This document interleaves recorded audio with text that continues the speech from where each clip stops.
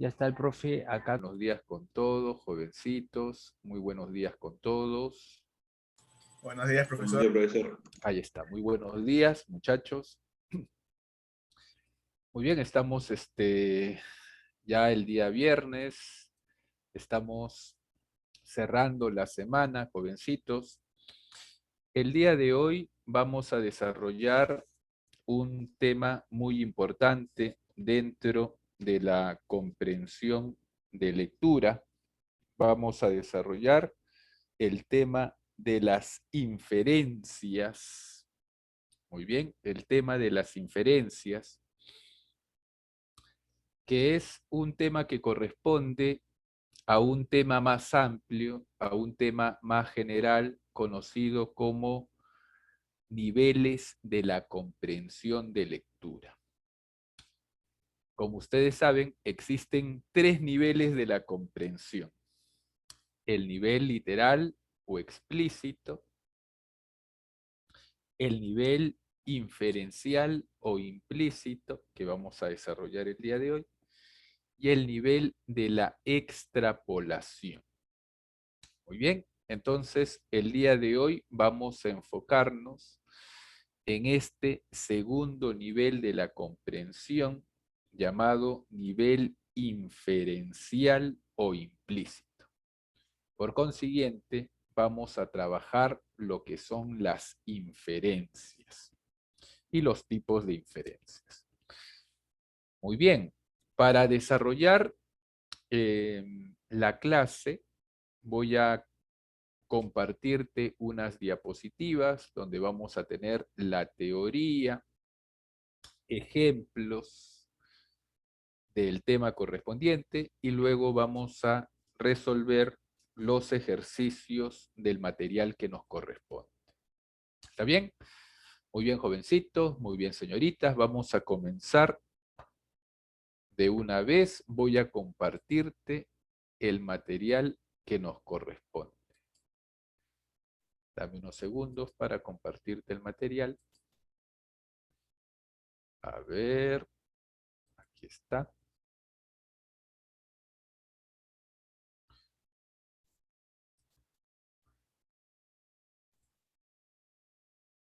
Aquí está, jovencitos.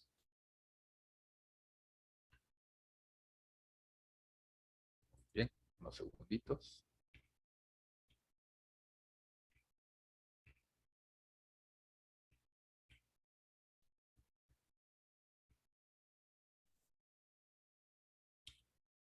Muy bien, muy bien. A ver.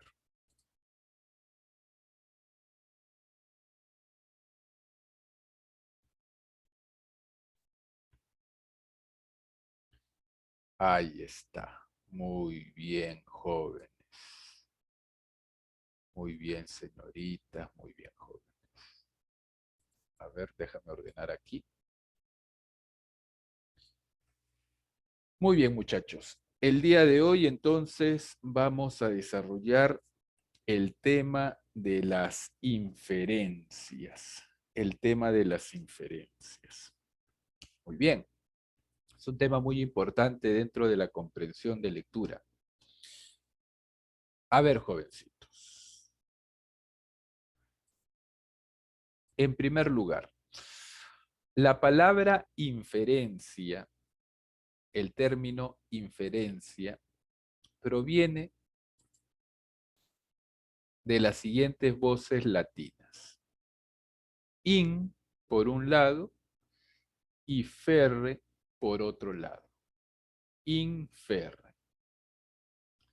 In significa hacia adentro y ferre significa llevar, conducir, eh, proseguir, etcétera. Entonces, el sentido etimológico de inferencia simplemente es llevar o conducir hacia adentro. Llevar o conducir hacia adentro. Eso significa, eso significaba inicialmente este término. Muy bien. Ahora, jovencitos, como te dije hace un momento, el tema de la inferencia está contenido en un tema más amplio. A este tema más amplio, más general, se le conoce como los niveles de la comprensión de lectura. Los niveles de la comprensión. Jovencitos, vamos a tener 3 niveles de la comprensión. El nivel literal, el nivel inferencial o implícito y el nivel de la extrapolación. El día de hoy nos vamos a enfocar en el nivel inferencial o implícito, en el segundo nivel de la comprensión de lectura. A ver, jovencitos, vamos a ver en qué consiste el nivel literal, el primer nivel de la comprensión de lectura. Jóvenes, el nivel literal o explícito hace referencia a aquella información que se encuentra en el texto expresada de forma clara, de forma notoria, de forma evidente, de forma visible. Para que el lector pueda comprender la información literal o explícita de un texto, no va a ser ningún proceso mental profundo, porque con una lectura superficial, con una lectura rápida, ya va a poder captar esta información, porque esta información se encuentra en la superficie del texto. Esta información está expresada de forma clara, visible, evidente en el texto. Muy bien. Entonces, jovencitos, las preguntas de comprensión de lectura que van a indagar sobre si el lector es capaz de comprender la información literal, van a ser preguntas fáciles de desarrollar, porque con una lectura rápida, superficial, el lector va a poder dar estas respuestas sin dificultad. Muy bien. El segundo nivel de la comprensión de lectura es el llamado nivel inferencial o implícito, que es lo que nos corresponde el día de hoy. El nivel inferencial o implícito. Jovencitos, el nivel inferencial hace referencia a aquella información que se encuentra en el texto como la información literal, pero con la diferencia de que esta información está oculta, está escondida, está entre líneas. Entonces, para que el lector pueda comprender, para que el lector pueda captar esta información oculta, su cerebro va a ser un proceso mental. Este proceso mental recibe el nombre de inferencia. El lector va a inferir esa información oculta. Muy bien, repito.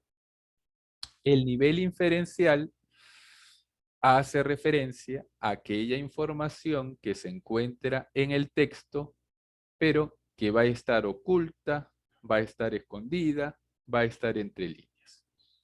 Para que el lector pueda hacer visible esta información oculta, para que el lector pueda sacar a la luz, por así decirlo, para que el lector pueda comprender esta información escondida, va a ser las llamadas inferencias. Va a tener que inferir estas informaciones del texto que está leyendo. Muy bien. Y ahora, ¿qué cosa es una inferencia? ¿A qué llamamos inferencia? jovencitos, ¿qué cosa es una inferencia? Escúchame lo siguiente. Una inferencia es un proceso mental que va a consistir en recuperar la información oculta gracias a la información literal o explícita. Repito, una inferencia es un proceso mental en el cual el lector va a poder hacer visible, va a poder comprender la información oculta a través de la información explícita o evidente. Es decir, el lector, gracias a la información expresada claramente en el texto, va a poder recuperar, va a poder captar la información oculta. ¿Está bien? Muy bien, jovencitos, señoritas. A ver, acá tengo un ejemplo típico que probablemente tú ya lo has escuchado antes, pero es un ejemplo de lo que es una inferencia. Tú me vas a ayudar, ¿ya? Vas a poner aquí la respuesta en el chat. Tú me vas a ayudar. Yo te voy a decir dos oraciones y tú me vas a decir tú me vas a decir una inferencia a partir de estas dos oraciones. Me vas a decir la conclusión. Si yo te digo, todos los hombres son mortales, primera oración. Sócrates es un hombre. Segunda oración. ¿Qué puedes concluir al respecto? Ponlo aquí en el chat. Si yo te digo, todos los hombres son mortales. Sócrates es un hombre. Entonces, ¿Sócrates es mortal? Muy bien. Sócrates es mortal. Perfecto. Lo que has hecho, jovencito, señorita, es una inferencia. Esta información lo has inferido de las dos oraciones anteriores. Fíjate que esta información, Sócrates es mortal, no es que tú te la hayas inventado, ¿no? Esta información estaba dentro, oculto, dentro de las dos oraciones anteriores. Todos los hombres son mortales y Sócrates es un hombre. Esta información estaba agazapado, estaba oculto, estaba escondido, estaba escondida dentro de estas dos oraciones anteriores. Lo que hemos hecho es hacerla visible, ¿no? La hemos hecho explícita. No es que tú te hayas inventado esta oración, esta conclusión, sino que tú la has inferido, la has sacado, la has hecho visible de las dos oraciones anteriores. Muy bien. Perfecto. ¿Qué cosa es una inferencia entonces? Es un proceso mental que va a consistir en recuperar una información oculta gracias a la información explícita o evidente. Muy bien. Ahora, jovencitos, las inferencias se pueden dividir de muchas formas. Una de las clasificaciones más importantes de las inferencias son las dos que tenemos en esta diapositiva. La inferencia deductiva y la inferencia inductiva. El día de hoy también vamos a ver inferencias aplicadas a la comprensión de lectura, que es lo que más nos interesa. A ver, vamos a trabajar, vamos a explicar entonces estos dos tipos de inferencia. La inferencia deductiva, la deducción, y la inferencia inductiva, la inducción. ¿Está bien? Muy bien, jovencitos. A ver, con respecto a la inferencia deductiva, con respecto a la deducción. Jovencitos, la deducción va a partir de proposiciones generales para concluir algo particular. Repito, la deducción va a partir de lo general para concluir algo particular. Como dice aquí en esta diapositiva, sus premisas parten de algo general para luego particularizar. El ejemplo que yo te he mencionado hace un momento en la diapositiva, en la diapositiva anterior, es un ejemplo de deducción. Si yo te digo, todos los hombres son mortales, te estoy diciendo, todos los hombres son mortales, es una proposición general. Todos los hombres son mortales. Concluimos algo particular. Sócrates es mortal. Todos los hombres son mortales. Concluimos algo particular. Un individuo. Sócrates es mortal. Ese es un ejemplo de deducción.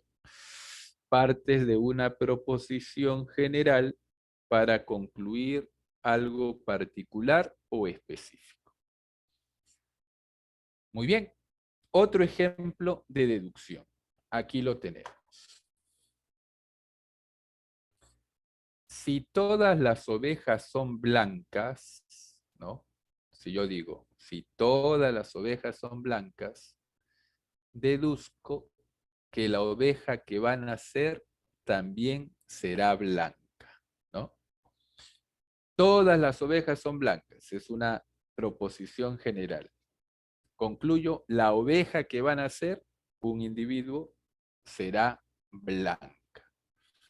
De lo general hacia lo particular. Eso es una deducción. Muy bien, jovencitos, muy bien, señoritas. Aquí tenemos otro ejemplo. Si decimos, en todas las sociedades humanas, todas, ¿no? En todas las sociedades humanas, la norma ha sido un factor de orden y convivencia. Eso incluye a la sociedad incaica. Del texto se infiere que la sociedad incaica, pon aquí la respuesta. ¿Qué inferimos? Si yo te digo, en todas las sociedades humanas la norma ha sido un factor de orden y convivencia, ¿qué podemos concluir con respecto a la sociedad incaica? Ponlo aquí en el chat.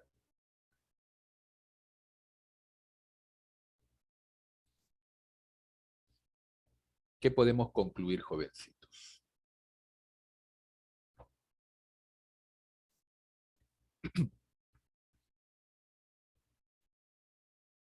En toda la sociedad incaica, ¿qué cosa? A ver, García me dice, ha tenido un factor de orden y convivencia, tuvo normas, me dice Ramos. ¿Cuál será aquí la respuesta?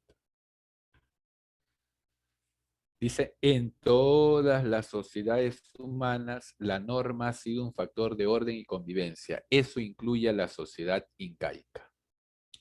Muy bien, jovencitos. Nosotros podemos inferir que en la sociedad incaica también ha existido la norma y esta existencia ha sido un factor de orden y convivencia, ¿no? Muy bien. Lo que estamos haciendo es una deducción. Partimos de proposiciones generales para concluir algo particular. En la sociedad incaica también existía la norma y esta generó orden y convivencia. Muy bien, facilito, jovencito, sencillo. La deducción es un tipo de inferencia. El otro tipo de inferencia que vamos a ver el día de hoy es la llamada inducción. La inducción. Bien. Ahora, jovencitos. La inducción toma un camino inverso que la deducción. Si la deducción parte de una proposición general para concluir algo particular, en la inducción vamos a hacer lo inverso.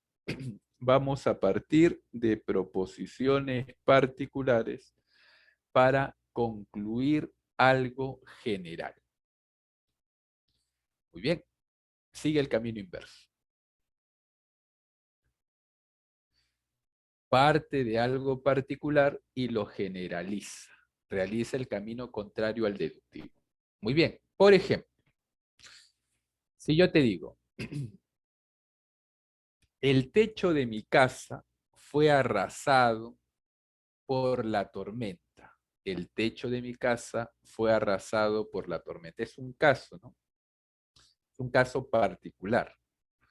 Por inducción, pienso que todos los techos de las casas de mis vecinos sufrieron los mismos daños.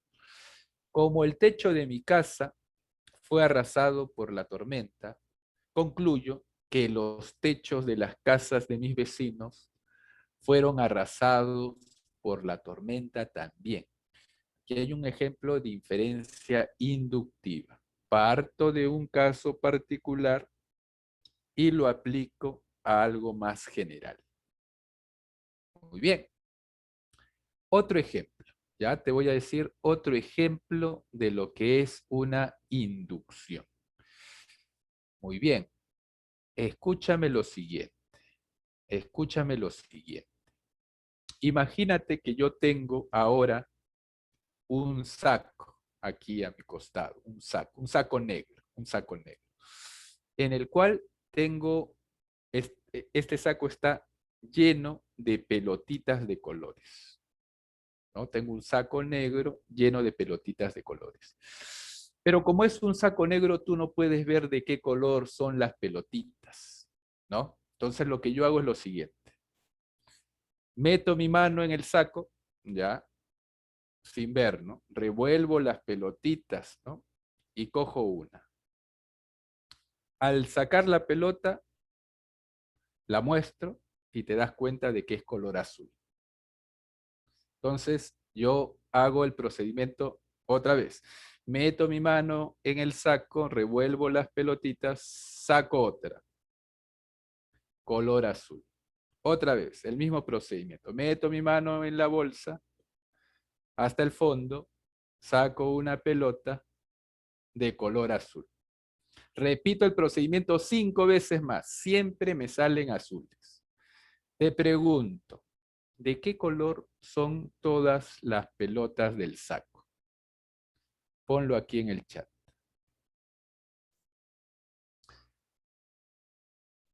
¿Qué inferimos?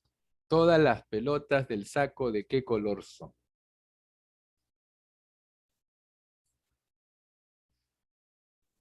A ver, ¿de qué color sería? Todas son azules, me dice Ramos. Todas las pelotas son azules. Muy bien, lo que estamos haciendo aquí es una inducción, ¿no? Estoy partiendo de casos específicos para concluir algo general.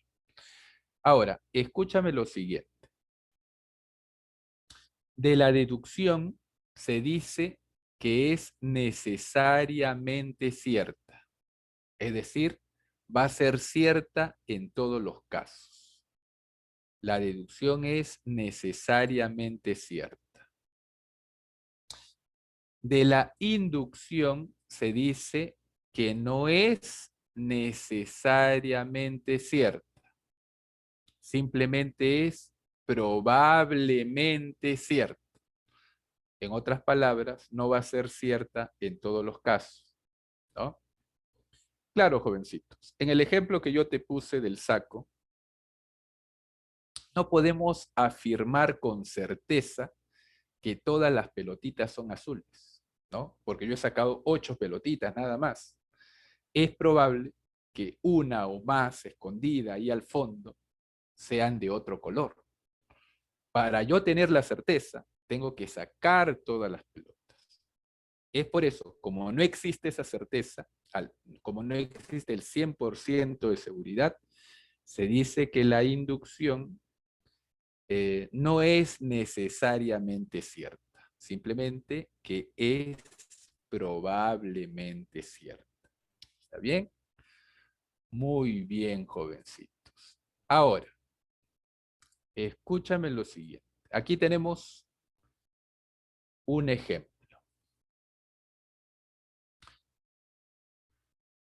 Dice, la regla de etiqueta tiende a ser variable. La regla de etiqueta tiende a ser variable.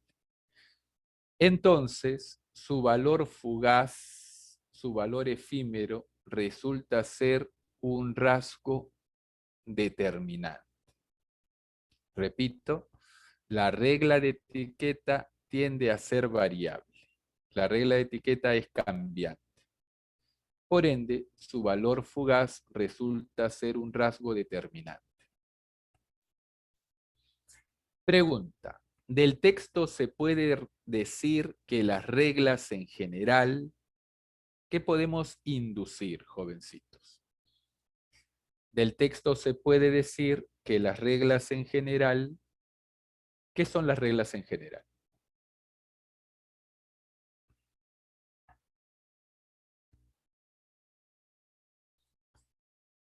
Ponlo aquí en el chat.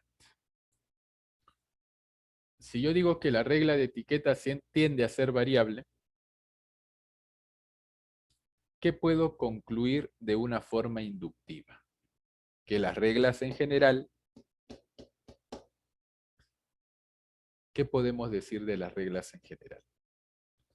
Está facilito.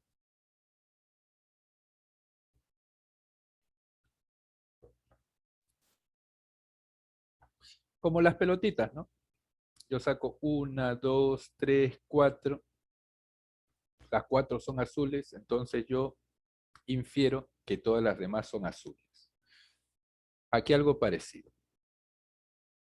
Si yo digo que un tipo de regla, la regla de la etiqueta, tiende a ser variable, entonces por inducción yo puedo decir que probablemente las demás reglas, las reglas en general, son también variables. Probablemente las reglas son variables.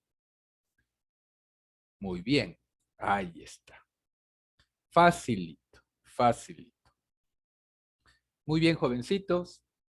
Hemos revisado lo que es estos dos tipos de inferencias, la deducción, la inducción, ¿ya? A continuación vamos a ver los tipos de inferencias aplicados a la comprensión de lectura, ¿no?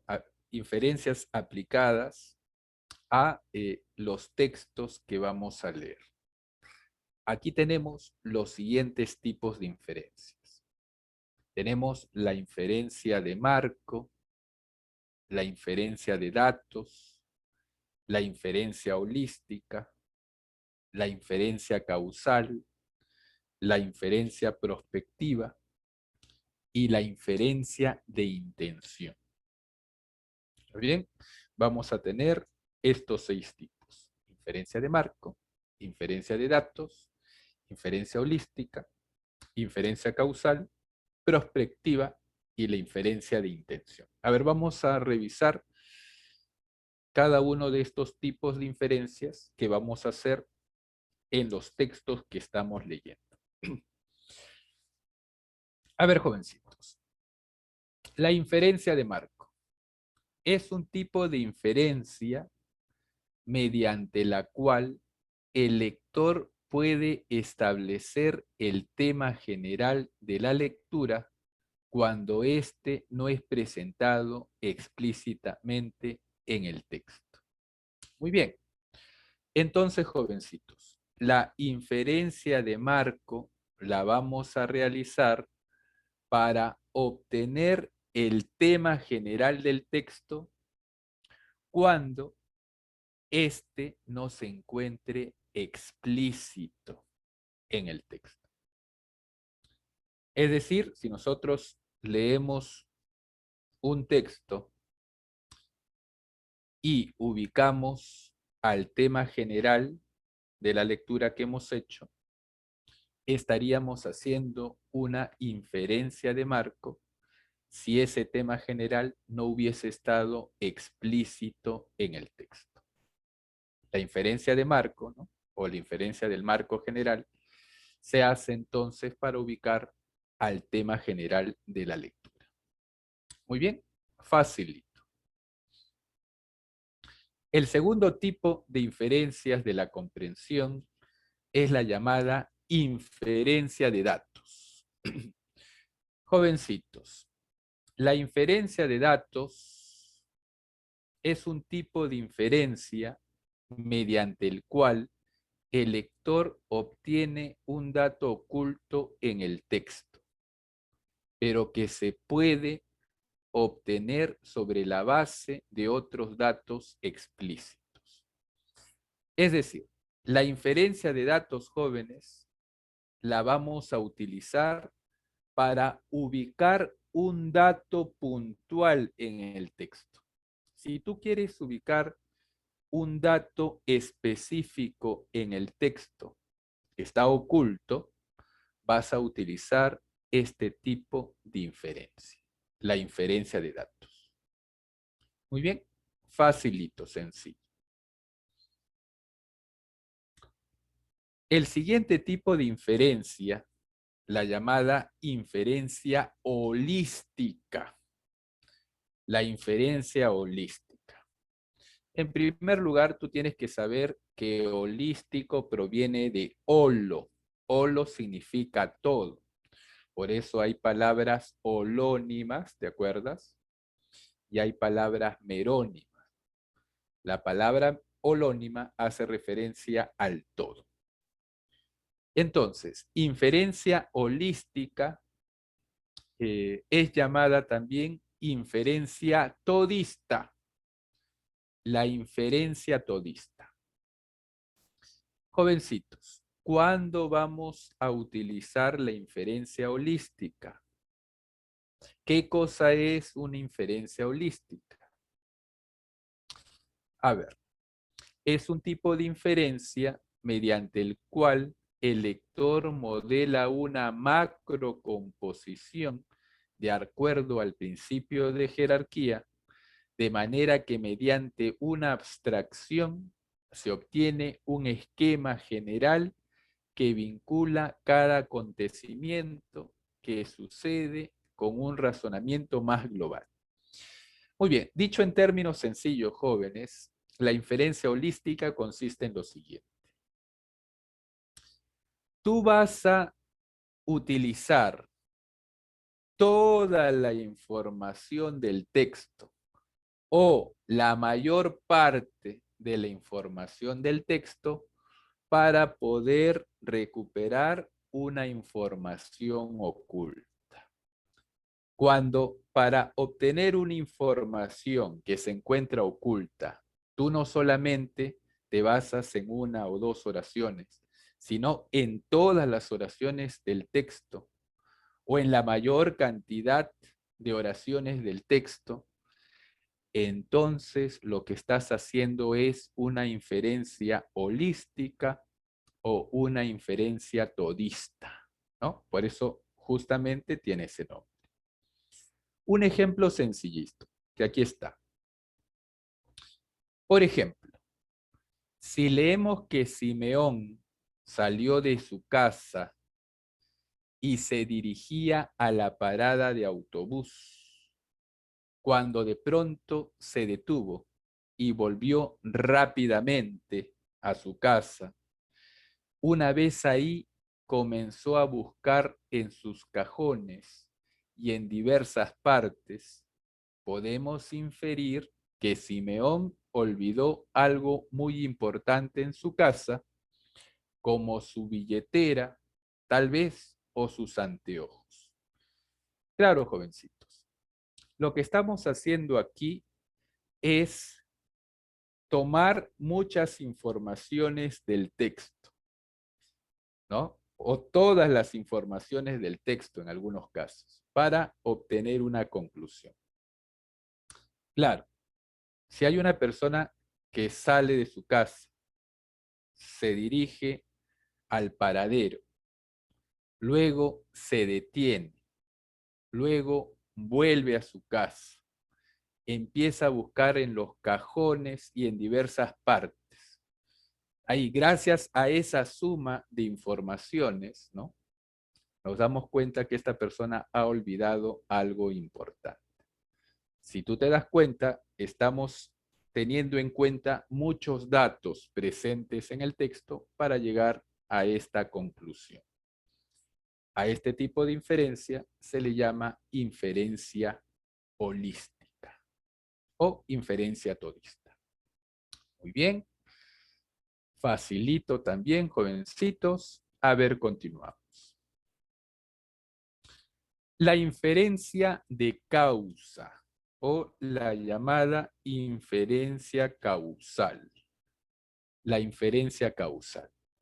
Jovencitos, es un tipo de inferencia mediante la cual el lector establece la causa probable de un acontecimiento que se describe en el texto. Jóvenes, como su nombre lo indica, la inferencia de causa, la inferencia causal, nos va a ayudar a determinar cuál es el origen, cuál es el motivo, cuál es la causa de alguna circunstancia. Por ejemplo, si leemos que a las 2 de la tarde empieza a oscurecerse, podemos inferir, podemos colegir que la causa de las penumbras es un eclipse de sol. Claro, jovencitos. Si de pronto a las 2 de la tarde empiece a oscurecerse como si fuese de noche, nosotros podemos inferir que el origen, la causa, el motivo de esta oscuridad es un eclipse de sol. La inferencia de causa nos está ayudando a determinar cuál es el origen de una situación determinada. Muy bien, a este tipo de inferencias se le llama inferencia causal. Facilito, facilito. La inferencia prospectiva, jóvenes, aquí tenemos otra palabra que tal vez no has escuchado antes. Jovencitos, prospectivo significa relativo al futuro. Eso es prospectivo, relativo al futuro. Ahora, ¿en qué consiste la inferencia prospectiva? Es un tipo de inferencia mediante la cual el lector obtiene un dato futuro a partir de la información proporcionada en la lectura. Muy bien, jovencitos, la inferencia prospectiva te va a ayudar a anticiparte lo que va a suceder más adelante en el texto. Si tú logras averiguar, si tú logras anticiparte a lo que va a suceder más adelante en el texto, lo que has hecho es una inferencia prospectiva. Por ejemplo, si leemos que Gumersindo asistió a una fiesta a bordo de su auto y que irresponsablemente bebió ingentes cantidades de alcohol, bebió mucho alcohol, podemos inferir probablemente que al volver conduciendo puede ocasionar un accidente de tránsito. Fíjate que este tipo de inferencias hace que tú te adelantes, ¿no? Hace que tú puedas ver lo que va a suceder en el futuro, puedas ver lo que va a suceder más adelante en el texto. Claro, si leemos que un personaje va con su auto a una fiesta y luego se embriaga y se sube a su auto borracho, lo más probable que suceda es que sufra un accidente, ¿no? Entonces nosotros nos podemos adelantar a lo que va a suceder. Estamos haciendo una inferencia prospectiva. Muy bien. El otro tipo de inferencia que vamos a utilizar en la comprensión de lectura es la llamada inferencia de la intención. Inferencia de la intención del autor. Jovencitos, es un tipo de inferencia mediante la cual el lector establece la intención del autor sobre la base de algunas claves presentes en el texto. Muy bien. Jovencitos, gracias a este tipo de inferencia, nosotros, es decir, los lectores, nos vamos a dar cuenta del objetivo, de la finalidad que ha tenido el autor al elaborar un texto. Jóvenes, todo texto tiene una intención, tiene una finalidad. Cuando tú escribes algo, estás buscando algo, siempre. Lo haces por algún motivo. En algunos casos, el autor de un texto pone la intención de forma explícita, ¿no? Lo dice claramente en el texto. Por ejemplo, este texto tiene como intención criticar las políticas de turno del presidente de la República. Ahí la intención del texto está explícita. No la vas a tener que inferir porque está expresada de forma clara en el texto. Pero hay textos en los cuales la intención no se manifiesta explícitamente. Eso no significa que no haya una intención, siempre la hay. Si alguien escribe un texto, está buscando algo, necesariamente. Entonces, el lector debe ser capaz de identificar qué es lo que busca el autor del texto. Cuando tú te das cuenta de cuál es el propósito del autor del texto, estás haciendo una inferencia de la intención, una inferencia del propósito que buscaba el autor al elaborar un texto. Muy bien, jovencitos. A ver, para recapitular, la inferencia de marco la vamos a utilizar para encontrar el tema general del texto si no se encuentra explícita. La inferencia de datos la vamos a utilizar para encontrar un dato puntual en el texto. La inferencia holística consiste en utilizar la mayor cantidad de oraciones del texto para obtener una conclusión.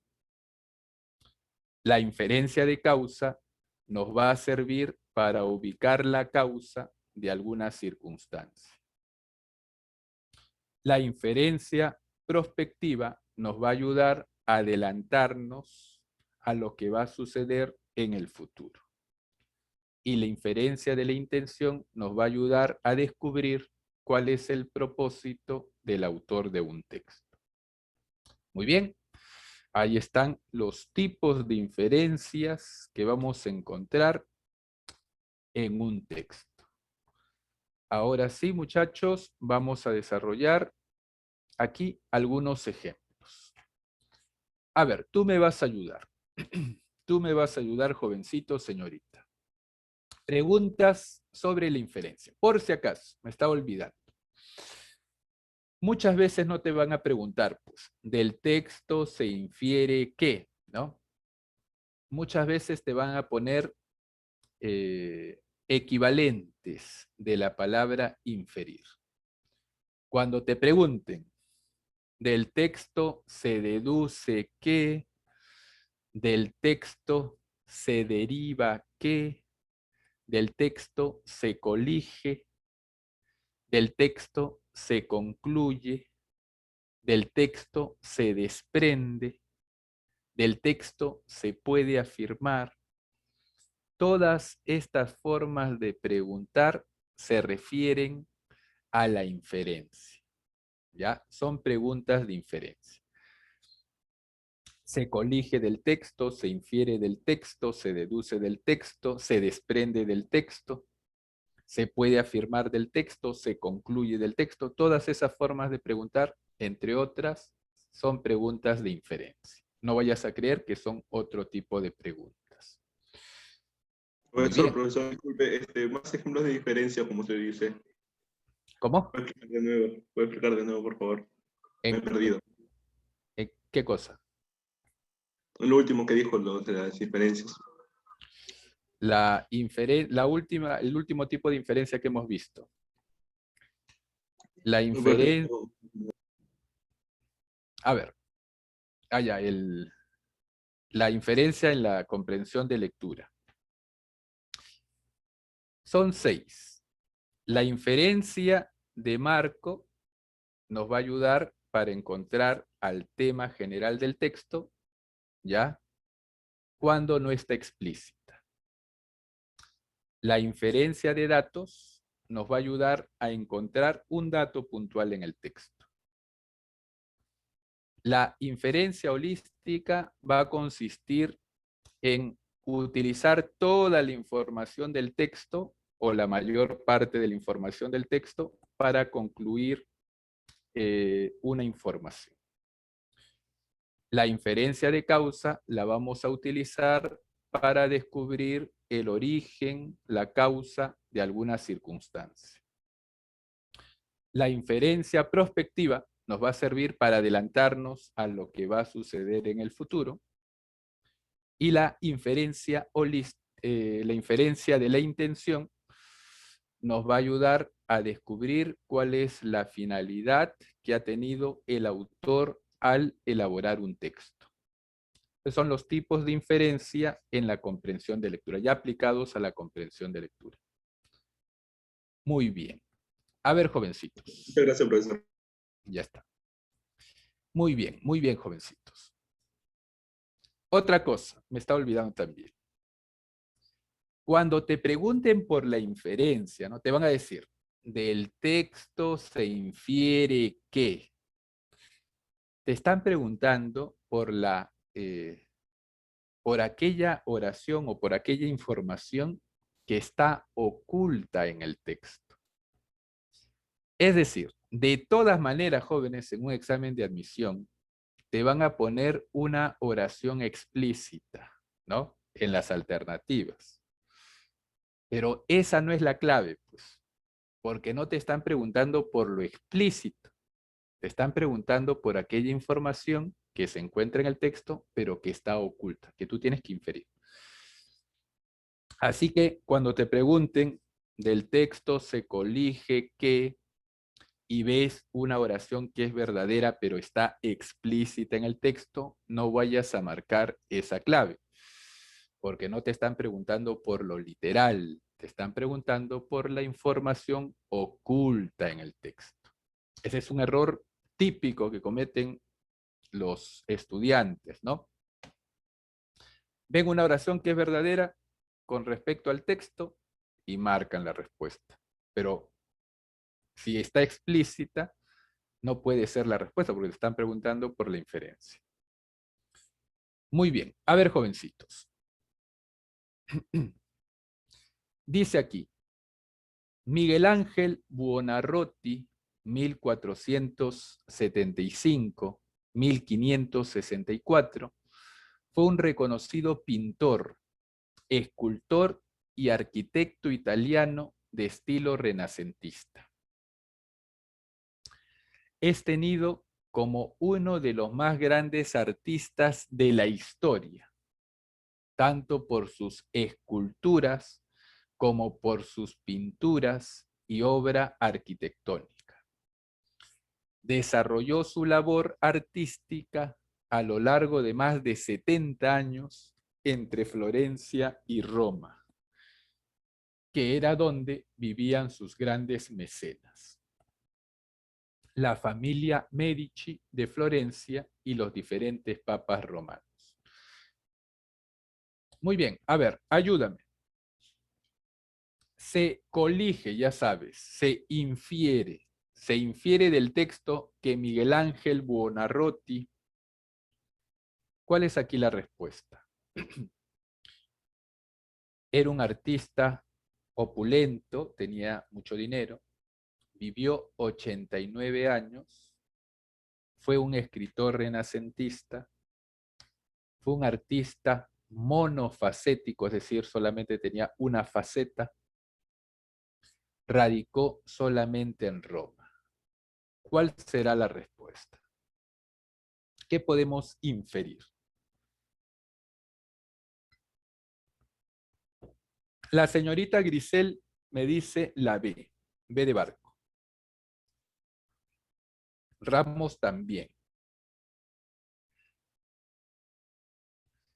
Muy bien, la B es la respuesta. Vivió 89 años.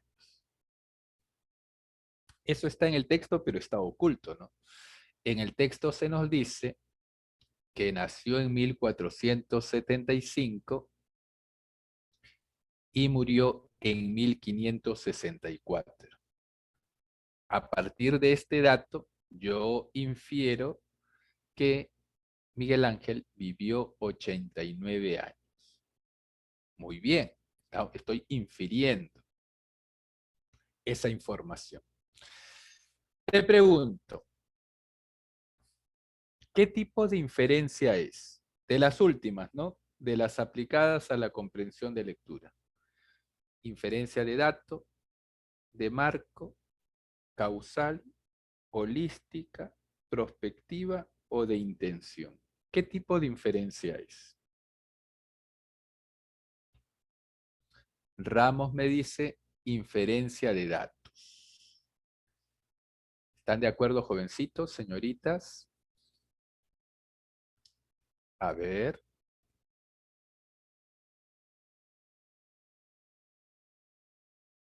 ¿Están de acuerdo con su compañero o compañera?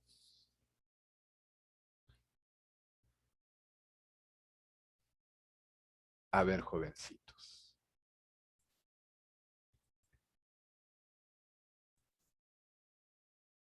Muy bien, es una inferencia de datos. No nos olvidemos que la inferencia de datos nos sirve para ubicar un dato puntual en el texto, un dato oculto puntual en el texto. La B es un tipo de inferencia de datos, porque estamos simplemente recuperando un dato específico del texto. Nada más, es una inferencia de datos. Muy bien, Ramos. A ver, continuamos. A ver, fíjate, descubre qué tipo de inferencia es. Aquí tenemos un comentario que hace el tenista Federer sobre otro tenista, el tenista argentino Del Potro, que él llama cariñosamente Delpo. Muy bien. Lo que dice Federer sobre Del Potro es lo siguiente. Lo de Delpo es muy impresionante. Cuando jugué contra él a principios de este año, noté que algo había cambiado en su juego, que había cambiado su revés, que le pegaba con efecto slice, cortando más la pelota. Es interesante ver cómo adaptó su juego después de la cirugía. Es el típico jugador que vale mucho más que su puesto en el ranking. Creo que hay 50 y 50 de chances. Por cómo está jugando Del Potro, Argentina tiene una chance de ganar por primera vez la Copa Davis, aunque no se debe minimizar a Croacia, expresó Roger Federer, el ex número 1 de tenis. Muy bien. A ver, se infiere de la cita textual que la intención principal de Federer, ¿cuál es? O sea, ¿qué busca Federer cuando ha hecho esta declaración? ¿Qué se propone Federer al hacer esta declaración?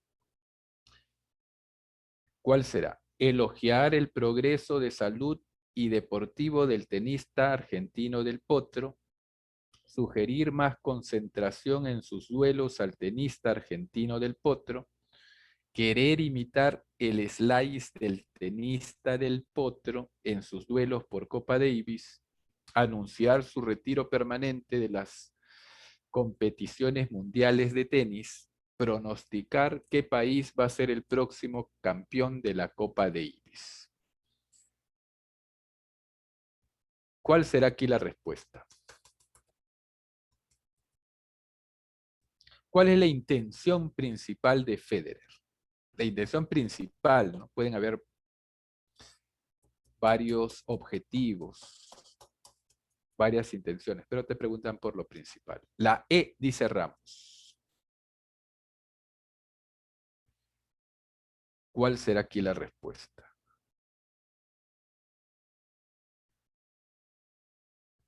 No, no es la E. La A me dice Cruz. ¿Están de acuerdo con su compañero? ¿Cuál será aquí?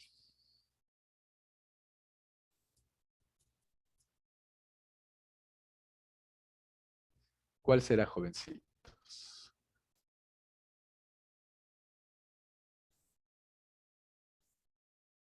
La B. ¿Cuál será, muchachos? La D. No hay no hay consenso en las respuestas. Está facilito. ¿Cuál será la respuesta?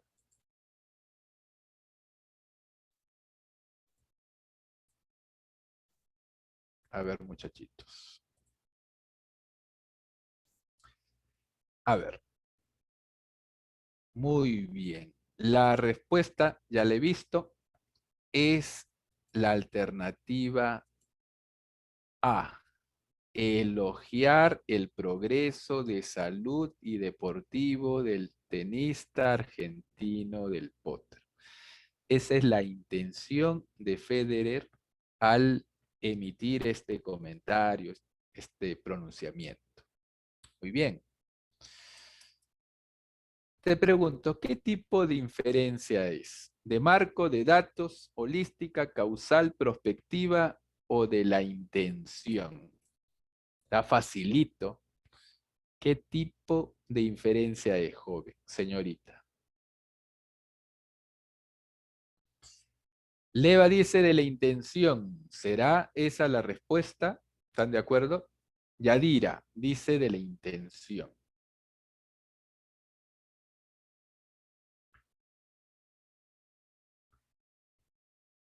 La clave está ahí en la pregunta, ¿no? Dice, se infiere de la cita textual que la intención principal de Federer es. Te están preguntando por la intención. La intención aquí está implícita. Entonces, para recuperar la intención, tú tienes que hacer una inferencia. ¿Qué tipo de inferencia? Evidentemente, la inferencia de intención. ¿Está bien? La A es la respuesta. Muy bien, Yadira, muy bien. A ver, continuamos. A ver, jovencitos. Dice lo siguiente. A ver, a ver, a ver. Ya está. Ojalá tuviera una cama y una ducha en la oficina.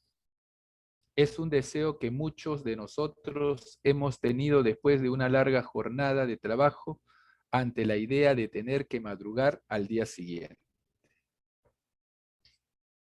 Pero lo que para la mayoría no pasa de ser una broma o un lamento, para más de 100 empleados del Aeropuerto Internacional de Los Ángeles se convirtió en realidad y las autoridades del aeródromo lo permitieron. Los más de 100 empleados se quedaron a vivir en el estacionamiento del aeropuerto, en casas rodantes, y pagan menos de $100 al mes por quedarse ahí. Hay pilotos, copilotos, asistentes de vuelo, mecánicos, trabajadores de las empresas de carga de mercancías y personal que trabaja en el aeropuerto. Este es el precio de ser piloto hoy día, le dice Todd a BBC Mundo, un hombre de 45 años que trabaja para la aerolínea Alaska Airlines. Su esposa y su hijo de 7 años viven en Fresno, una ciudad situada a unas 4 horas de Los Ángeles en auto. Y como él, son muchos casos de este tipo en la improvisada y pasajera comunidad rodante. Muy bien. Pregunta, jovencito, señorita. A ver, ponme la respuesta. Se colige probablemente del texto que algunos trabajadores del aeropuerto de Los Ángeles optaron por vivir en casas rodantes en el estacionamiento porque ¿por qué estas personas viven en el estacionamiento del aeropuerto, jóvenes? Esa es la pregunta. ¿Cuál es la respuesta?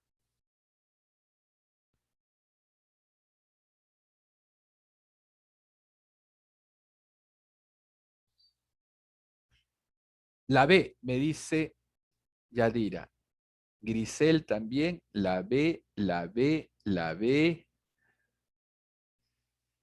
A ver.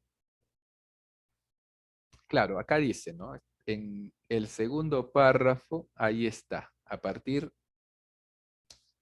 de esta información vamos a inferir la respuesta.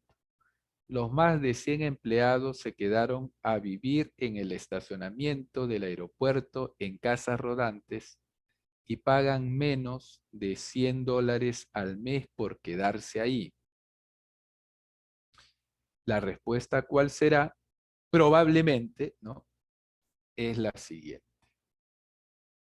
La B. El alquiler de vivienda cerca del aeropuerto les resulta bastante costoso. Como les cuesta menos de $100 quedarse en el estacionamiento, nosotros inferimos que las casas de alquiler cerca del aeropuerto son más costosas. B de barco. Muy bien. Pregunta, jóvenes, ¿qué tipo de inferencia es? A veces la clave está en la forma como te preguntan. Por cómo te están preguntando, tú puedes saber qué tipo de inferencia es.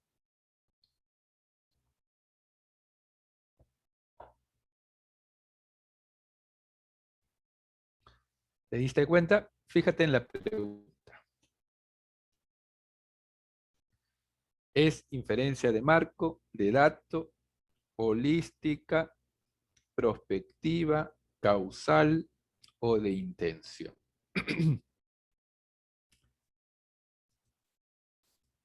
Muy bien, Yadira. Es una inferencia causal, porque están preguntando por qué estas personas viven en el estacionamiento.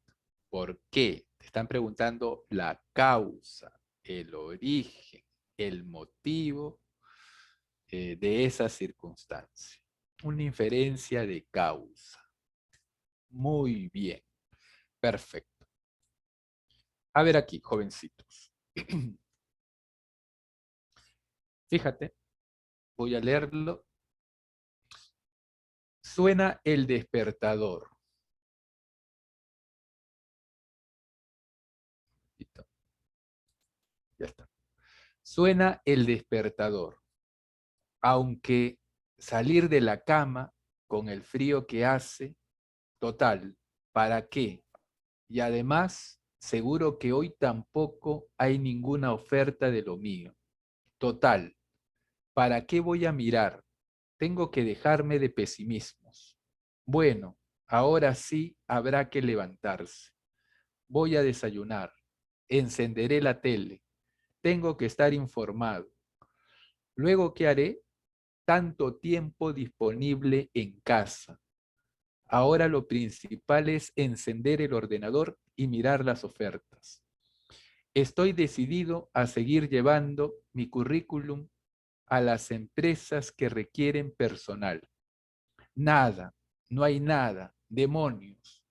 Todo este mes ha sido así. Pregunta, ¿se desprende del texto que el personaje principal, jóvenes, cuando te pregunten por se desprende del texto, te están preguntando por la inferencia? No te están preguntando por la oración que no tiene nada que ver con el texto. No te confundas. Se desprende, se infiere. La E, la E, la E. ¿Cuál es la respuesta aquí? Muy bien, se encuentra desempleado. ¿Qué tipo de inferencia hemos hecho? ¿Qué tipo de inferencia es?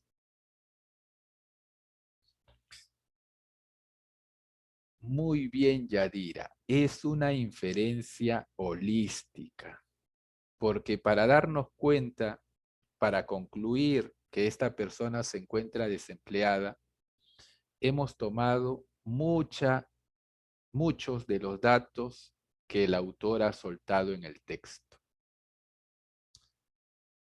Es una inferencia todista, es una inferencia holística. Por ejemplo, ¿no? Dice, ¿para qué salir de la cama? Uno se pregunta, ¿no? ¿Por qué no quiere salir de la cama? Tampoco hay ninguna oferta de lo mío. Tengo que dejarme de pesimismos. ¿Por qué está pesimista esta persona? Tengo que estar informado. Tengo tanto tiempo disponible en casa. Tengo que encender el ordenador y mirar las ofertas. Muy bien. Hemos seguido, hemos tomado en cuenta mucha información que se nos dice en el texto para concluir esta alternativa que hemos marcado, que se encuentra desempleado. Es una inferencia holística. Muy bien, jovencitos. Voy a dejar de compartirte las PPT y voy a compartirte el otro material. Muy bien, jóvenes. A ver, continuamos. Dame unos segundos.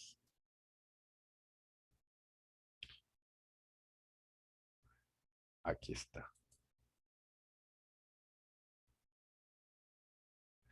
Espérame unos segundos, jovencitos, señoritas.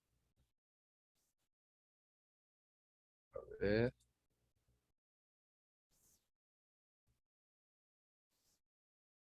Ahí está. Muy bien. A ver.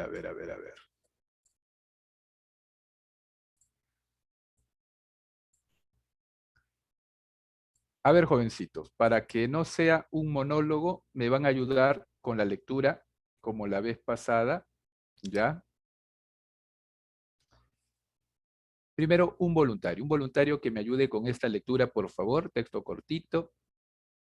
Ya si no hay algún voluntario, yo voy a tener que elegir así al azar a alguno de ustedes. A ver, voluntario. El texto 1, que te habla del síndrome de Ibris. A ver, un voluntario que me ayude con la lectura. Nadie se anima. A ver, voy a elegir entonces. El joven Toledo Navarro. Toledo, por favor, lee el texto que tenemos aquí en, en la pantalla. Por favor. Ahí está. Toledo, ¿estás presente? ¿Me escuchas? Sí, profesor, disculpe. Ahí está, muy bien. Por favor. En el caso del síndrome de Ibris, la palabra usada por los griegos para referirse al héroe que, al alcanzar la victoria, se embriaga de poder y empieza a verse como un dios capaz de realizar cualquier cosa. No hay que, no hay que desestimar la alerta de los expertos que analizan el funcionamiento de nuestras democracias. Muchos líderes que no están físicamente enfermos y cuyas facultades cognitivas funcionan correctamente, desarrollan lo que ha venido a describirse como síndrome de Ibris. Esto es el trastocamiento de la personalidad, cuyos síntomas serían la falta de atención, aislamiento e incapacidad para escuchar a cercanos o a expertos. Quienes lo padecen, quienes lo padecen se encapsulan y hablan en nombre de la nación. Tienen una confianza desbordante y se recluyen en sí mismos.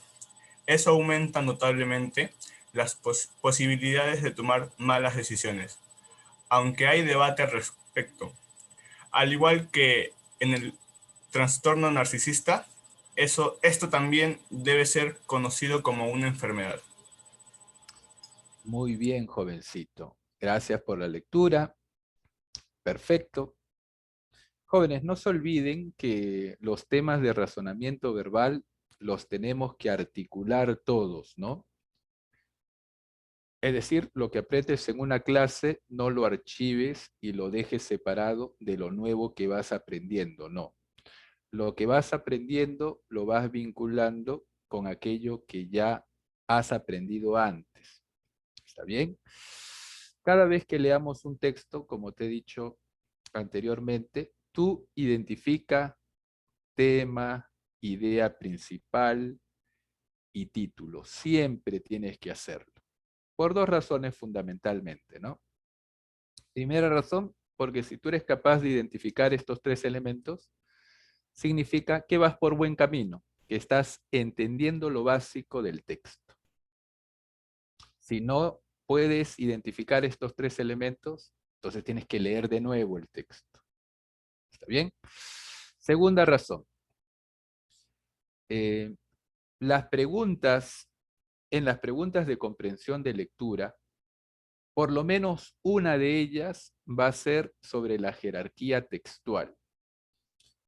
Es decir, si tú identificas estos elementos antes de leer las preguntas, significa que estás adelantándote a las preguntas, significa que estás ahorrando tiempo. No te olvides que el factor tiempo es importante en un examen de admisión, por ejemplo. ¿Está bien? Siempre, entonces, cuando leas un texto, identifica tema, idea principal y título. Por ejemplo, en este caso, ¿cuál es el tema? El síndrome de Ibris, ¿no? El síndrome de Ibris. Pregunta, jovencitos. Se infiere que con bastante probabilidad un gobernante con síndrome de Ibris trataría de erigirse como un ministro de Estado, podría llegar fácilmente hasta la megalomanía, es decir, pasión por la grandeza, sería una persona dependiente de un tercero, llevaría al país a un gran crecimiento financiero. ¿Cuál es la respuesta aquí, jóvenes? La B, me dicen, ¿cuál será la respuesta? Claro, en el texto nos dicen que una persona que llega al poder de pronto se cree como un dios, ¿no? Se ve a sí mismo como un dios. Solamente cree que puede hacer muchas cosas, confía en sí mismo, se repliega en sí mismo, no atiende a los consejos o lo que dicen otras personas y por lo tanto se equivoca muchas veces en su actuar. Muy bien, aquí la respuesta es la B. Podría llegar fácilmente hasta la megalomanía, ¿no? Tener pasión por la grandeza. Ejemplo de megalómano, Napoleón Bonaparte, que quería conquistarse toda Europa. Otro ejemplo de megalómano, Alejandro Magno, quería conquistarse, ¿no? Todo el mundo conocido en su época y en su lugar de nacimiento. Muy bien. A ver, déjame ordenar acá. Ya está. Texto 2. A ver, igual, un voluntario o una voluntaria que me ayude con la lectura, por favor. A ver, así como tu compañero ha leído el texto anterior, Jara dice que quieren por Sí, aquí profesor, leer. sí, sí, sí, sí, sí. Yo Ahí leer. está, muy bien. Te leyó la mente tu compañero Toledo. Ah, Ahí está. A ver, Jara, por favor, lee este texto. como resultado del fin de la Guerra Fría, los estados-naciones no compiten ya ideológica ni militarmente.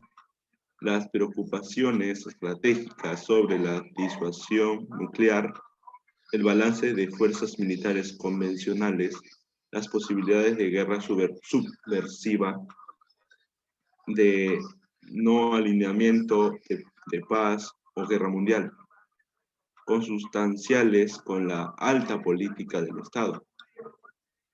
Están siendo reemplazadas por funciones estatales de baja política, como son privatizar y desregular las actividades económicas, financieras y comerciales. Hoy el poder de las naciones no nace de las armas nucleares, ni de la cantidad de divisiones y aviones o flotas, sino de su poder económico y tecnológico. Muy bien, Jara. Gracias por la lectura. Muy bien, jovencitos. La pregunta es la siguiente. En el marco mundial posterior a la Guerra Fría, se infiere que las naciones poderosas se caracterizan principalmente por qué cosa. ¿Cuál será aquí la respuesta?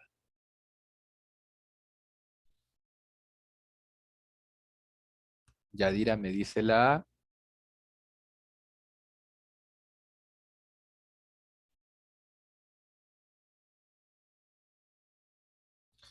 Claro, en el texto se nos dice que ya invertir en armamento, invertir en espías, eso ya no se realiza. Torreblanca también me dice la A. ¿Están de acuerdo, jóvenes? Señoritas, ¿qué inferimos? Jara también, la A. Muy bien, jovencitos. Impulsar la investigación de tecnología de punta. Perfecto. A de avión. Facilito. Estos textos han sido cortitos, fáciles de entender. Las preguntas también han estado sencillas. Muy bien, jovencitos. Ahí está. Perfecto. Muy bien, jóvenes. A ver, vamos a leer el texto siguiente. Texto siguiente. A ver, un voluntario o una voluntaria que me ayude con la lectura.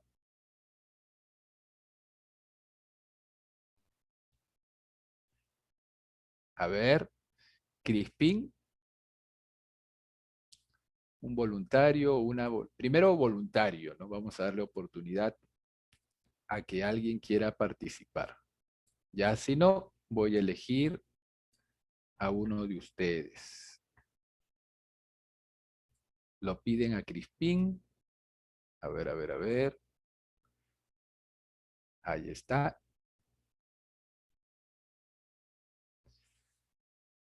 A ver, jovencitos.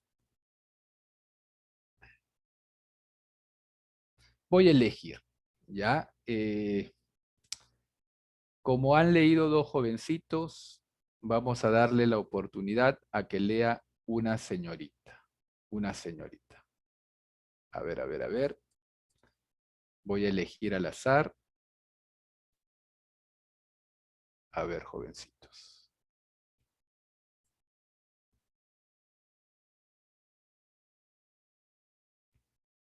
Están pidiendo ahora Misari, pero ella tiene que pronunciarse, ¿no? A ver, me va a ayudar la señorita Nicole Quito. Nicole, ¿me escuchas? Sí, profesor. Ahí está. Por favor, ayúdame con la lectura. Al igual que otras ideologías endogámicas, el feminismo de género ha producido unas extrañas excreencias, como la rama conocida como feminismo de la diferencia. Carol Gilligan se ha convertido en el icono del feminismo de género por su afirmación de que hombres y mujeres se guían por principios diferentes en su razonamiento moral. Los hombres piensan que en los derechos y la justicia. Las mujeres tienen sentimientos de compasión, educación y acuerdo pacífico. Si así fuera, las mujeres quedarían descalificadas para ser abogadas de Estado, jueces del Tribunal Supremo y filósofas morales, que se ganan la vida razonando sobre los derechos y la justicia. Pero no es verdad. Muchos estudios han contrastado la hipótesis de Carol Gilligan y han descubierto que hombres y mujeres difieren muy poco o nada en su razonamiento moral. Muy bien, señorita. Gracias por la lectura. Muy bien. A ver, jovencitos, aquí tenemos un texto que es un texto que está cuestionando la actitud de una feminista en particular, ¿no? Dice, al igual que otras ideologías, el feminismo de género ha producido unas extrañas excrescencias, unos extraños productos, como la rama conocida como feminismo de la diferencia. Carol Gilligan se ha convertido en el icono del feminismo de género por su afirmación que hombres y mujeres se guían por principios diferentes en su razonamiento moral. Los hombres piensan en los derechos y la justicia. Las mujeres tienen sentimientos de compasión, educación y acuerdo pacífico. Entonces, esta persona, Gilligan, sostiene que en los varones y las mujeres son diferentes en un aspecto biológico. Entonces el autor dice, si así fuera, ¿no? Si los hombres fuéramos distintos a las mujeres en estos aspectos, las mujeres quedarían descalificadas para ser abogadas del Estado, jueces del Tribunal Supremo y filósofas morales, que se ganan la vida razonando sobre los derechos y la justicia. Pero no es verdad. Dice que Gilligan se equivoca. Muchos estudios han contrastado la hipótesis de Gilligan y han descubierto que hombres y mujeres difieren, son diferentes, en poco o nada en su razonamiento moral. Muy bien, entonces el autor cuestiona este punto de vista de esta persona, de Gilligan. Dice que muchos estudios han refutado lo que ella sostiene, que hombres y mujeres no difieren en nada o difieren muy poco en su razonamiento moral. Muy bien. ¿Cuál será aquí la respuesta? Aquí se ha hecho una corrección, por eso está así, con otro colorcito. Se infiere que el feminismo de género, a ver, se infiere que el feminismo de género es socavado en el texto a partir de un argumento de índole ¿de qué tipo? ¿Qué tipo de argumento utiliza el autor del texto para refutar, para rebatir lo que dice Gilligan, que es una representante del feminismo de género? Utiliza un argumento moral, utiliza un argumento estético, o sea, relacionado a la belleza, un argumento teórico o un argumento empírico. ¿Qué tipo de argumento emplea?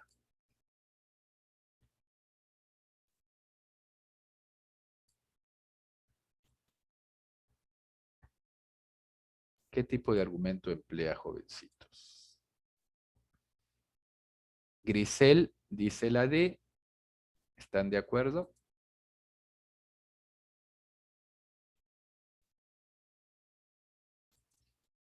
¿Cuál será el argumento que emplea? La D también me dice leva.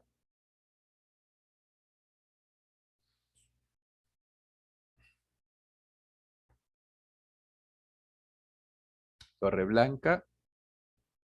A ver. Muy bien, Torreblanca.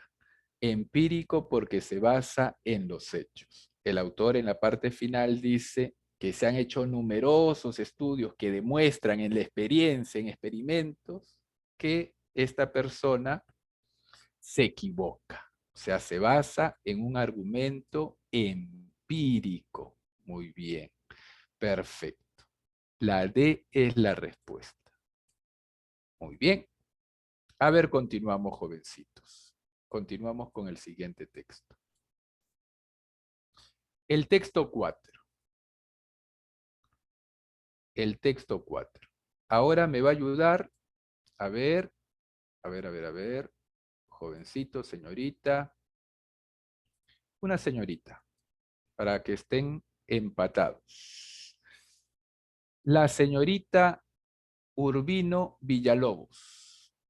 Urbino, ¿me escuchas? Sí, profesor. Muy bien, señorita, me vas a ayudar en esta oportunidad. Un momentito, déjame acomodar esto. Ahora sí. Ahora sí, puedes comenzar.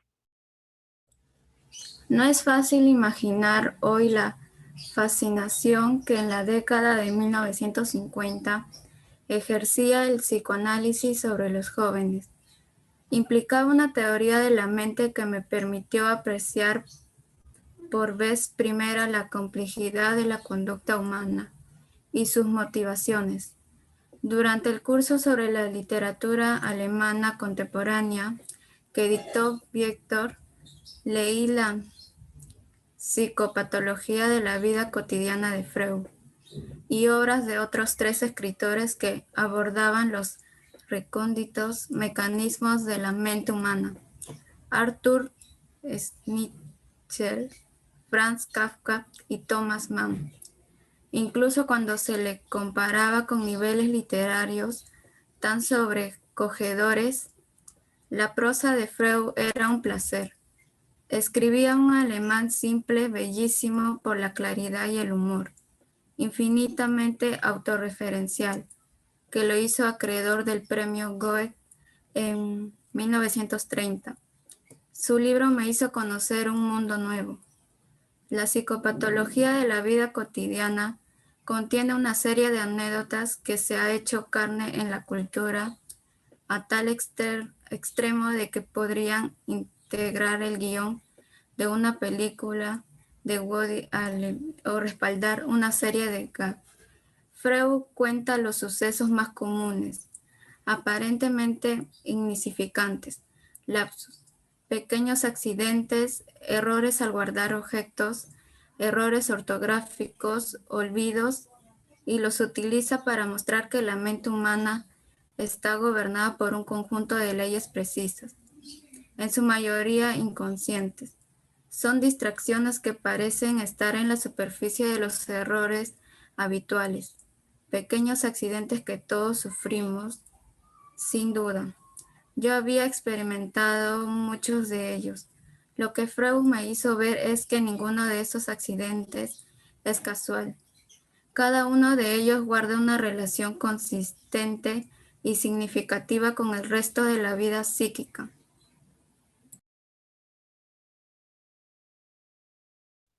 Muy bien, señorita, gracias por la lectura.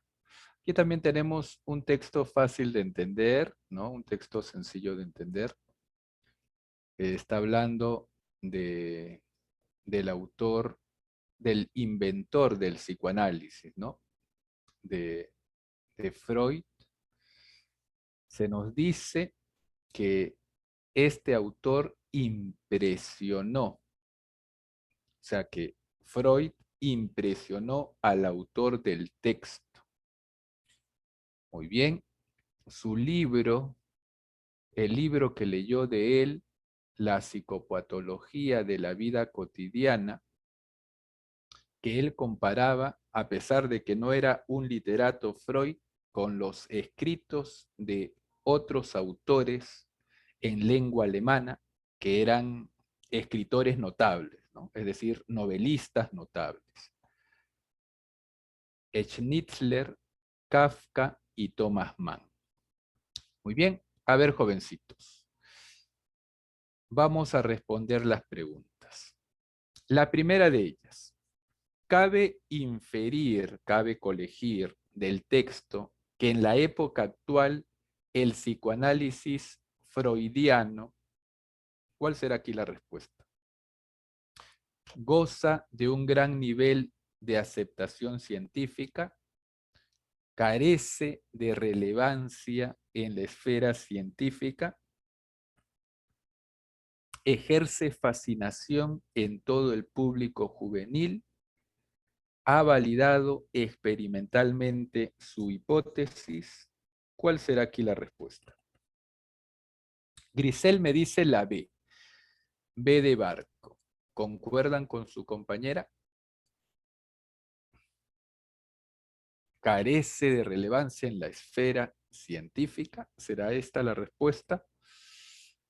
¿O habrá otra?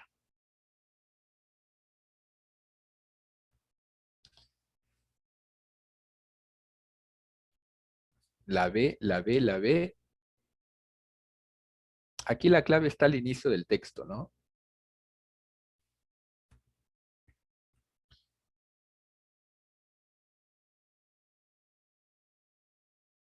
Muy bien, jovencitos. Aquí la respuesta es la B. Carece de relevancia en la esfera científica. Muy bien. Aquí en la parte inicial del texto dice, no es fácil imaginar hoy la fascinación que en la década del 50 ejercía el psicoanálisis sobre los jóvenes. Eso quiere decir que ahora esta obra no tiene el impacto que tenía antes, ¿no? Entonces, a partir de aquí, inferimos que carece de relevancia en la esfera científica actual.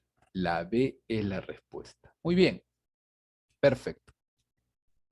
La 2. Se puede deducir que el psicoanálisis propugnaba, defendía, sostenía, ¿qué cosa? El conductismo, el idealismo, la introspección o el determinismo. ¿Cuál será aquí la respuesta? La D, la C. Nos preguntan por la inferencia, ¿no? No vamos a marcar lo explícito, sino aquello que está oculto en el texto. ¿Cuál será aquí la respuesta, jovencitos?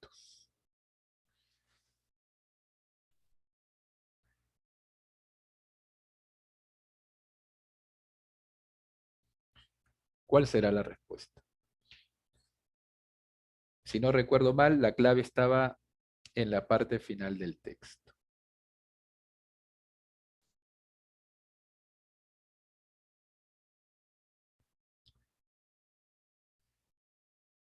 A ver, jovencitos. Por si acaso, el determinismo es una corriente filosófica que sostiene que todos los acontecimientos están unidos por una cadena de causas y efectos. Es decir, lo que uno hace ahora va a traer una consecuencia más adelante. O lo que sucede en el futuro tiene como causa algo sucedido anteriormente. O sea, todo tiene una explicación de causa y efecto. ¿Cuál será aquí la respuesta?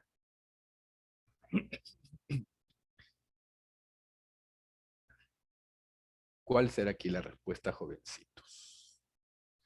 ¿La C o la D? Una de estas dos es, ¿la C o la D? La C.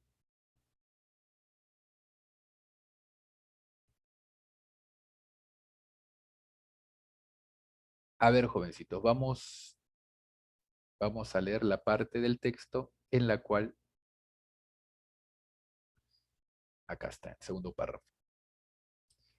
La psicopatología de la vida cotidiana, el libro de Freud, contiene una serie de anécdotas que se han hecho carne en la cultura a tal extremo de que podrían integrar el guión de una película de Woody Allen o respaldar una serie de gags.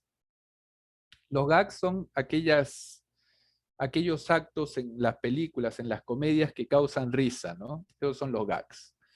Por ejemplo, cuando doña Florinda cachetea a don Ramón y eso se repite constantemente en diversos capítulos, a ese acto se le llama gags, es un gag. Muy bien. Freud cuenta los sucesos más comunes, aparentemente insignificantes, lapsus, ¿no? Errores al hablar o al escribir, esos son los lapsus, errores al hablar o al escribir, pequeños accidentes, errores al guardar objetos, errores ortográficos, olvidos, y los utiliza para mostrar que la mente humana está gobernada por un conjunto de leyes precisas, en su mayoría inconscientes. Son distracciones que parecen estar en la superficie de los errores habituales. Pequeños accidentes que todos sufrimos, sin duda. Yo había experimentado muchos de ellos. Lo que Freud me hizo ver es que ninguno de esos accidentes es casual. Cada uno de ellos guarda una relación consistente y significativa en el resto de la vida psíquica. No hay casualidad, según Freud. Si uno está hablando y dice una palabra equivocada, es por una razón. Hay una explicación acerca de eso. Muy bien.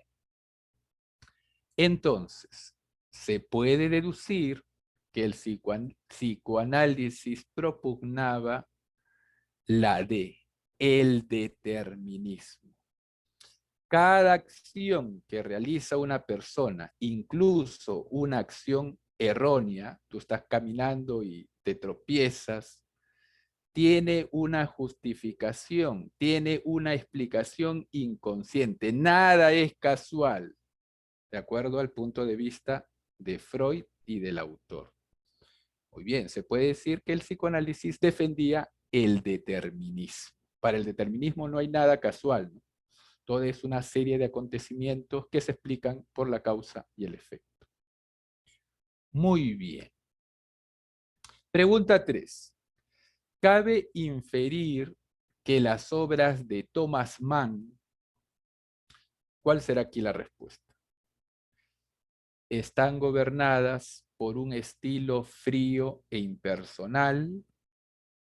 se rigen por una refrescante vena humorística, delinean los íntimos meandros del alma humana, repiten todos los temas que obsesionaban a Kafka. En el texto, ¿no?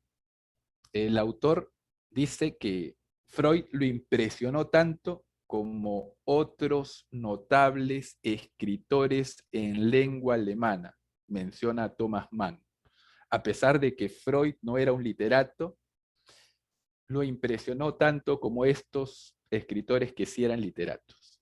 Pero tenían algo en común, dice. Ambos analizaban las profundidades de las personas. O todo este grupo de personas analizaban las profundidades, el mundo interior de las personas. ¿Cuál será aquí la respuesta? Cabe inferir que las obras de Thomas Mann. ¿Cuál será?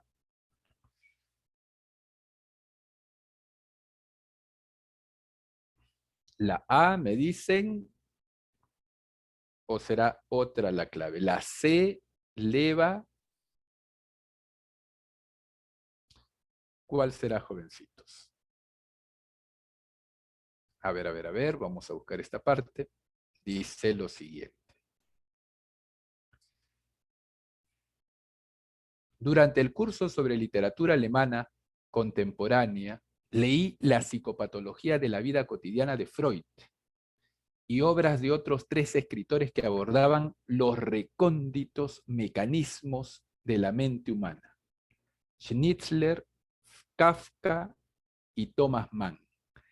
Incluso cuando se comparaba con niveles literarios tan sobrecogedores, la prosa de Freud era un placer. Escribía alemán simple, bellísimo por su claridad y el humor infinitamente autorreferencial que lo hizo acreedor del premio Goethe en 1930. Su libro me hizo conocer un mundo nuevo. A ver, jovencitos, cabe inferir que las obras de Thomas Mann, ¿cuál será?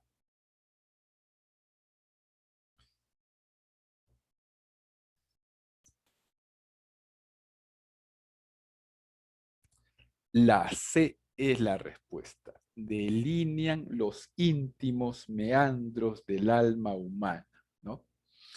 Delinean los últimos meandros del interior de las personas. La C es la respuesta. Muy bien. Pregunta 4. ¿Se puede barruntar que para Freud la mente es... Acá barruntar, evidentemente, tiene el sentido de inferir. Barruntar es presentir. Se puede inferir que para Freud, la mente es un tramado coherente, un todo heteróclito, diverso, un conjunto aleatorio, azaroso, una dualidad difusa, una dualidad borrosa. Para Freud, ¿qué es la mente? ¿Cómo entiende la mente Freud? De acuerdo a lo que hemos leído. ¿Cómo será, jovencitos, señoritas? Grisel me dice un tramado coherente. ¿Concuerdan con su compañera, muchachos?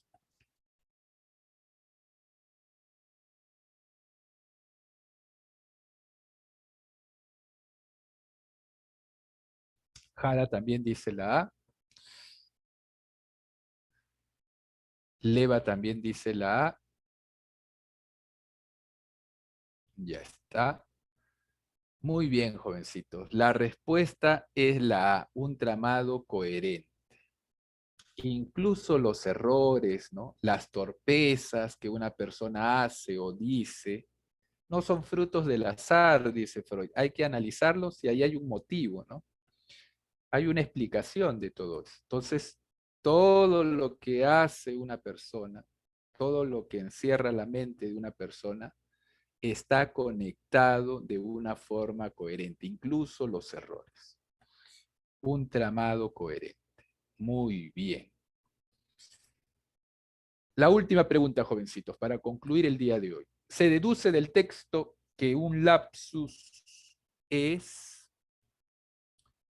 un acto mental basado en el olvido voluntario, una experiencia literaria con un nivel superlativo, un error motivado por factores inconscientes, un accidente causal sin mayores consecuencias.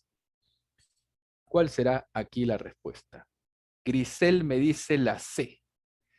Leva me dice la C. Claro, hablamos de dos lapsus, ¿no? Lapsus linguae, que es el error al hablar, ¿no?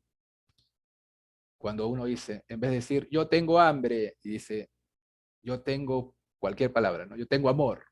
Ahí para Freud dice, ah, no, aquí esto le vamos a encontrar una explicación. Lapsus linguae, cuando uno comete el error al hablar. Cuando uno comete un error al escribir, se llama lapsus calami. Lapsus calami, ¿no? Muy bien, aquí la respuesta es la C. Un error motivado por factores inconscientes.